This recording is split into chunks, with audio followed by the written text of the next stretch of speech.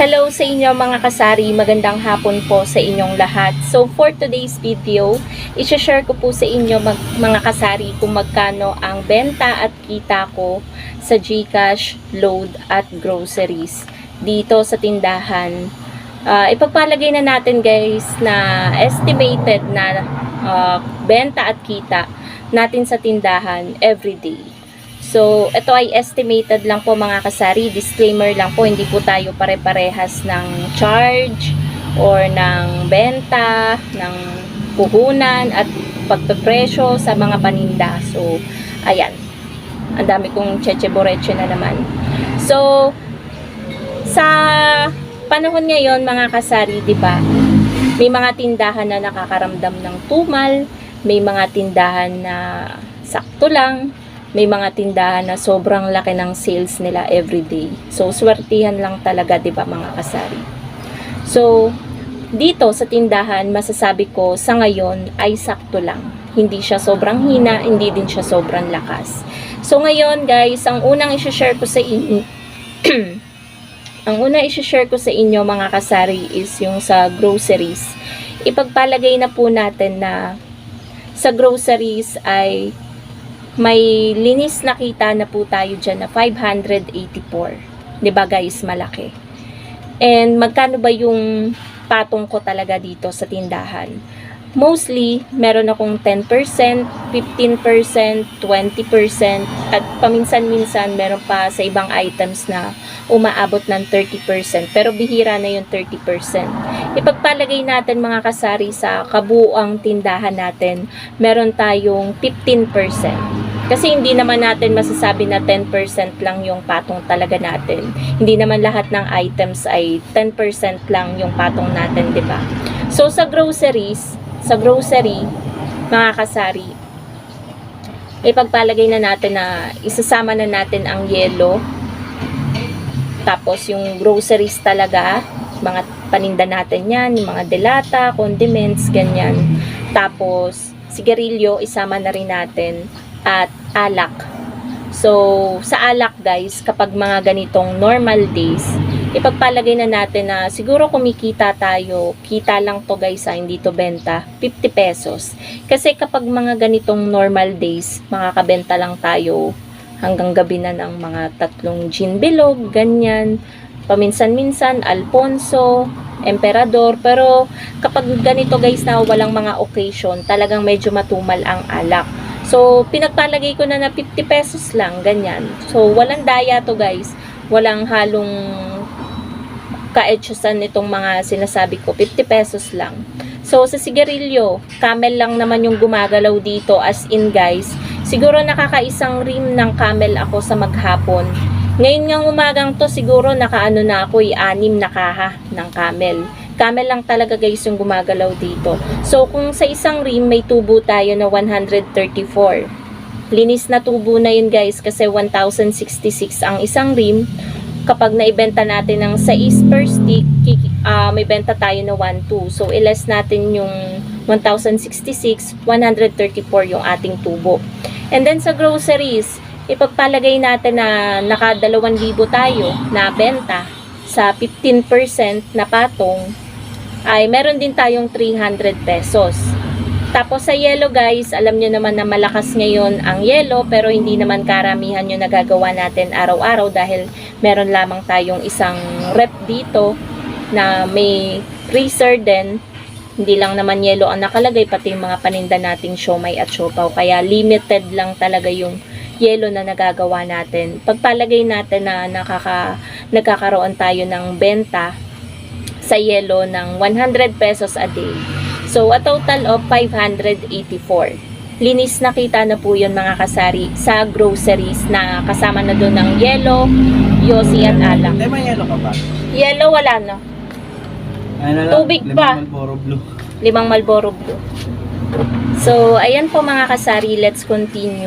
Syempre, tindera tayo kapag may bumili, ay pagbebentahan po natin. Bumili po siya ng 5 stick ng Marlboro Blue, isang yelo, at isang chichirya.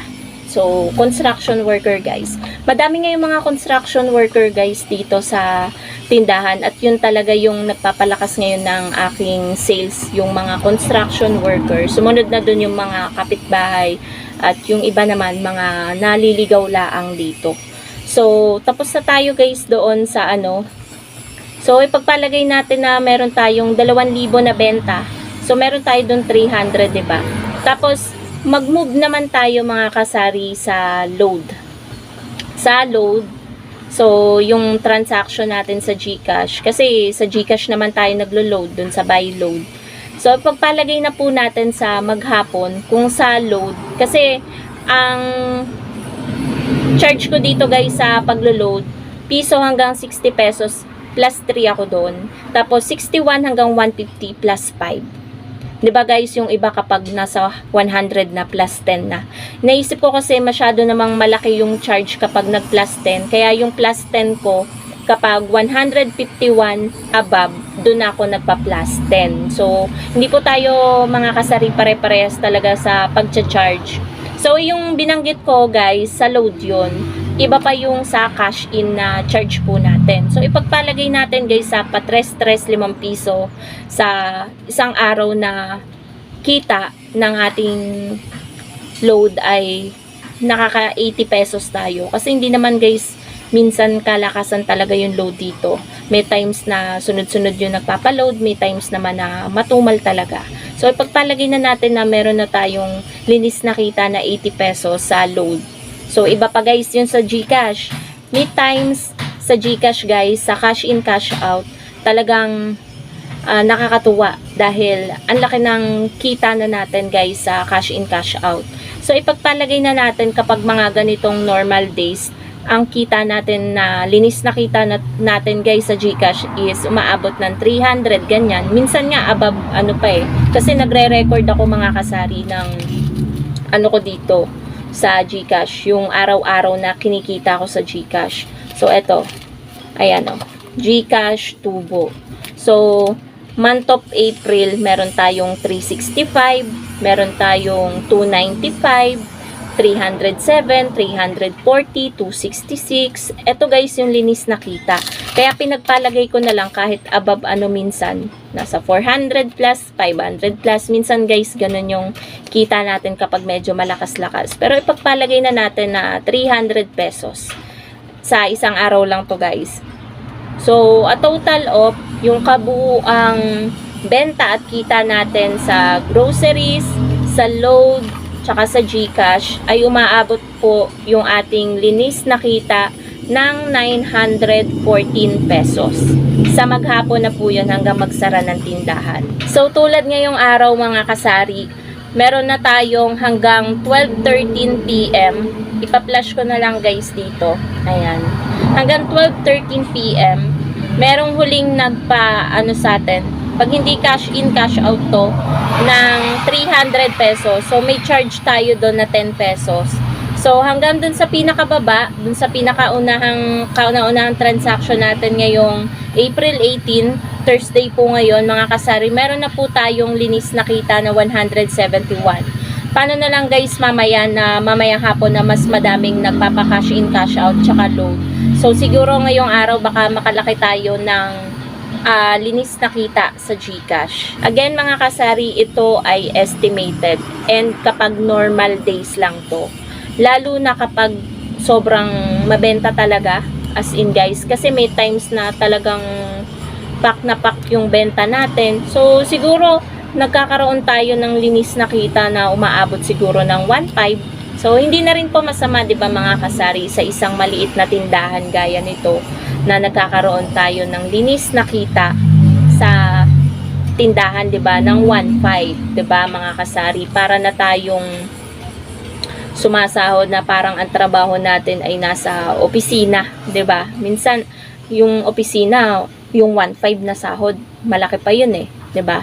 So, ang laking tulong guys sa pagpapalaki ng sales ang GCash.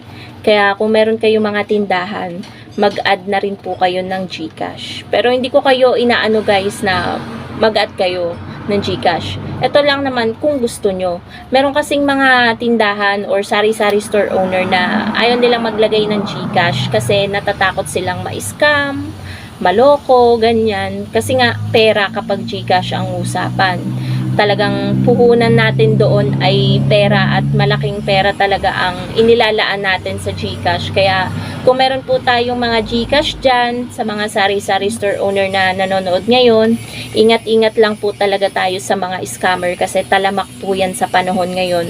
At marami ako nababalitaan guys, hindi lang dito sa aming barangay, kundi na rin sa ibang barangay na nagtatangkang mang-scam sa kanila. Tulad nung nakaraan na na-share ko sa inyo sa kabilang barangay, nakwento lang naman ng mga nakatambay doon, and then yung bantay sa tindahan na meron na nga daw muntik mang-scam sa kanila. Buti yung mga tricycle driver mabait, talagang nahawakan yung scammer. Kaya ayun, ewan ko kung pinakulong nila or kung anong nangyari dun sa scammer. Kaya ingat-ingat na lang po tayo mga kasari sa mga ganong tao na ayaw lumaban ng patas at ayaw magbanat ng buto.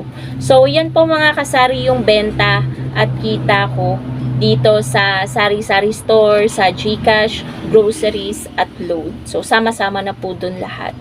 So ulitin ko po, meron po tayo ditong hindi lang pala 914, 964 na kita, linis na kita na guys sa tindahan kapag pinag-combine yung sa GCash, load at sa groceries. So yun lamang po mga kasari.